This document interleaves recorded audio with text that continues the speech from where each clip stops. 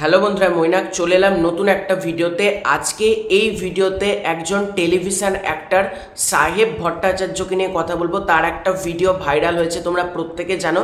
তো এই ব্যাপারটা আমি যদি ভিডিও করারই হতো 3-4 দিন আগেই করতে পারতাম, কিন্তু আমি এই বিষয়টাকে নিয়ে কথা বলবো না ভেবেছিলাম। কারণ দেখো, আমার এখনো পর্যন্ত প্রচুর একবার এইসব বিষয়ে জ্ঞান নেই যে আমি এইসব বিষয়ে কথা বলবো, বা আমার সেরকম বয়সও হয়নি, অত আমি বোঝদার ব্যক্তিও না। কিন্তু মনে হলো এটা নিয়ে কথা বলার দরকার। কারণ এক্ষেত্রে না কিছু ইউটিউবার বা কিছু ইনফ্লুয়েন্সার সাহেব ভট্টাচার্যকে যেভাবে ঢাকছে, যেন সে শাক দিয়ে মাছ ঢাকার ব্যাপার হয়ে যাচ্ছে। তাই জন্য বললো ঠিক আছে, চলো কথা বলাই যাক এটা নিয়ে। তো আজকের এই ভিডিওটা একটু মন দিয়ে দেখো। আর যারা সাহেব ভট্টাচার্যর ফ্যান রয়েছে তাদের প্রতি আমার কোনো রাগ বা কোনো কিচ্ছু নেই, কারণ ফ্যান প্রত্যেকের হতেই পারে, কিন্তু অন্ধভক্ত কখনোই নয়। যেটা সত্যি সেটাকে সত্যি অনেস্টলি সেই কথাটা আমাদেরকে বলা উচিত। তো সেই ভিডিওটা আমি আশা করছি কম বেশি সকলে দেখেছো। সেই ভিডিওটার মধ্যে সাহেব ভট্টাচার্য যে কার্যকলাপ করছে, অনেকে বলছে এইটা নাকি এআই দ্বারা মর্ফড ভিডিও। প্রথম কথা হচ্ছে, দর্শক ঘাসে মুখ দিয়ে চলে না। কোনটা এআই দ্বারা মর্ফ ভিডিও আর কোনটা পাবলিকলি করা হচ্ছে এটা বোঝা যায়, ঠিক আছে? কোনটা নিজের মুখ আর কোনটা মুখ বসানো কেটে, এইটুকু সেন্স অ্যাটলিস্ট সবারই আছে। তাই এটা অ্যাটলিস্ট শাক দিয়ে মাছ ঢাকা হয়ে যাচ্ছে, এটা এআই দিয়ে মর্ফ ভিডিও। সাহেব ভট্টাচার্য যেরকম অবস্থায় ভিডিওটা করছে, ওটা যে সাহেব ভট্টাচার্য আমি বুঝতে পারছি। তবে সে কি প্রচুর পরিমাণে গাঁজা টেনে ভিডিওটা তৈরি করেছে, না সে মানসিকভাবে কোনো সমস্যার মধ্যে দিয়ে যাচ্ছে, না কোনো উত্তেজনার মধ্যে এমনভাবে যাচ্ছে, তো আনন্দের বশে করেছে, আমি জানি না সে কোন পরিস্থিতি থেকে এই জিনিসটা করতে বাধ্য হয়েছে। তবে ভিডিওটা 8 মিনিটের, ঠিক আছে? আর ঘরের ব্যাকগ্রাউন্ড থেকে শুরু করে আমি গোটাটাই দেখেছি, সেটা কখনোই এআই দিয়ে তৈরি না। তাই যারা বলছে এআই দ্বারা মর্ফ ভিডিও, এটা সম্পূর্ণ মিথ্যা কথা। এটা সাহেব ভট্টাচার্যর নিজেরই ফেস, তার নিজেরই শ্যুট করা ভিডিও বলা যেতে পারে। সে শ্যুট করেনি, ভিডিও কলের মাধ্যমে স্ক্রিন রেকর্ড করে ছড়িয়ে দেওয়া হয়েছে। তো তারপর কিছু মানুষ একটা কথা বলছে, দর্শক এখনকার দিনে প্রচণ্ড নোংরা হয়ে গিয়েছে। তারা বলছে লিঙ্ক চাই, নিজেকে কন্ট্রোল করো। এটা যদি আজকে আপনার সাথে হতো কেমন লাগতো? আজকে সাহেব ভট্টাচার্যর সাথে হয়েছে বলে খুব মজা লুটছেন।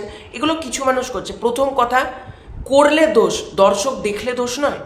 সাহেব ভট্টাচার্য আজকে যেটা করেছে, আজকে তো দর্শকদের বলা উচিত তুমি কেন এটা করেছো, তা না তুমি দর্শকদেরকে দোষ দিচ্ছ। কিছু ইউটিউবার মানে পুরোপুরি বিক্রি হয়ে গিয়েছে, এটুকু বলতে পারি। বলছে আজকে আমাদের সাথেও হতে পারতো। আরে আমাদের সাথে হবে কেন? আমরা করবো কেন? আমরা অত গাধা না। আমরা নিজের রেসপেক্ট ধরে রাখতে জানি। আজকে যদি আমি আমার সম্মান ধরে রাখতে না পারি, দর্শকদের খেয়ে দিয়ে কাজ নেই, প্রতিদিন আমাকে সম্মান দেবে। আমার সম্মান আমাকে নিজেকে ধরে রাখতে হবে। দর্শক আমাকে কেন সম্মান দেবে যদি আমি নিজের সম্মান নিজেই ধরে রাখতে না পারি? দর্শক বেছে বেছে কিছু মানুষকে সম্মান দেয়।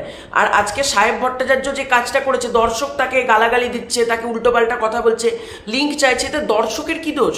দর্শক আজকে সোশ্যাল মিডিয়ার যুগ, আজকে দর্শক দেখার জন্যই বসে আছে। আর আজকে এই রকম জিনিস যখন ভাইরাল হচ্ছে, দর্শক দেখবে না? আর প্রত্যেকটা দর্শক আজকে দেখবে। এটা কোনো দর্শকের উপর হাত দেওয়া যায় না যে দর্শক কেন দেখছে। আরে করেছো তুমি, অন্যায় করেছে আজকে সাহেব ভট্টাচার্য। এটা 100 বার অন্যায় কাজ করেছে সাহেব ভট্টাচার্য। আমি বলছি অন্যায় কাজ যে করেছে সাহেব ভট্টাচার্য, তাহলে দর্শক এখানে কি করলো? দর্শক তো দেখবে। দর্শক তো আমাদের কৌতূহল আসবে না যে কেন সাহেব ভট্টাচার্যকে এত মানুষ ক্রিটিসাইজ করছে, হঠাৎ করে সাহেব ভট্টাচার্যকে নিয়ে এত হেডলাইন কেন হচ্ছে, চলো ভিডিওটা দেখি। এটা দর্শকদের মধ্যে কৌতূহল আসবে না? ফট করে আজকে যদি আপনাদের সাথে হতো, আরে আমরা অত গাধা না, আমরা কেন করব এটা? আজকে সোশ্যাল মিডিয়ার যুগে আমি নাচতে পারি, গান করতে পারি, ভিডিও করতে পারি, নিজের শরীরের অঙ্গ প্রত্যঙ্গ দেখাতে পারি না, এটা আমার কোনো নিয়ম নেই। আজকে সাহেব ভট্টাচার্য সেটা করেছে, শরীরের অঙ্গ প্রত্যঙ্গ দেখিয়ে ফেলেছে। সেটা কোনো সলিউশন, মানে সেটা কোনো ভালো কাজ হতে পারে না। আজকে চরম অন্যায় করেছে সাহেব ভট্টাচার্য। মানে আজকে এটার এগেনস্টে আমার মতে স্টেপ নেওয়া উচিত, যাতে ভবিষ্যতে আর 10-12 জন এই কাজটা করতে মানে দ্বিধাবোধ করে। আজকে যাদের বলা হচ্ছে যে স্ক্রিন রেকর্ড করে ছড়িয়ে দিল, আরে তুমি 8 মিনিট ধরে নোংরামি করে গিয়েছো। আমি সাহেব ভট্টাচার্য ভদ্রভাই বলছি, তুমি 8 মিনিট ধরে নোংরামি করে গিয়েছো, আর যে স্ক্রিন রেকর্ড করেছে এটা তার দোষ? মানে তোমার কি নিজের কোনো কমন সেন্স নাই যে কি করছি, ভিডিও কলে আমি কি করছি, এটা কি আমার দ্বারা ভুল হচ্ছে? আমি এত বড় একজন শিক্ষিত মানুষ, আমি সিরিয়াল সিনেমাতে কাজ করছি, আমার দ্বারা এটা হওয়া উচিত নয়।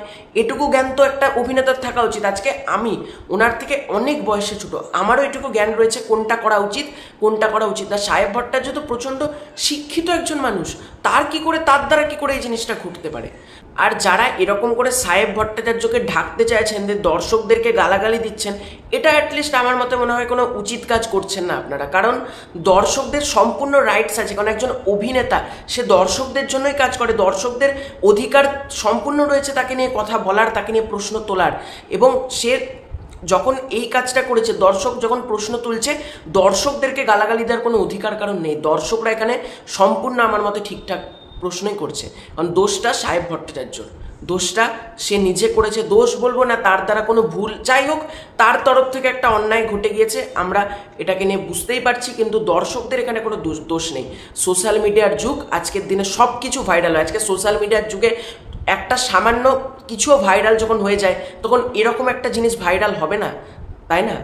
তো তোমাদের এই পুরো ব্যাপারটাকে নিয়ে কী মতামত কমেন্ট করে জানিও। খুব শীঘ্রই দেখা হচ্ছে নতুন কোনো ভিডিওতে। চ্যানেলে নতুন থাকলে সাবস্ক্রাইব করে দিও। Bye bye.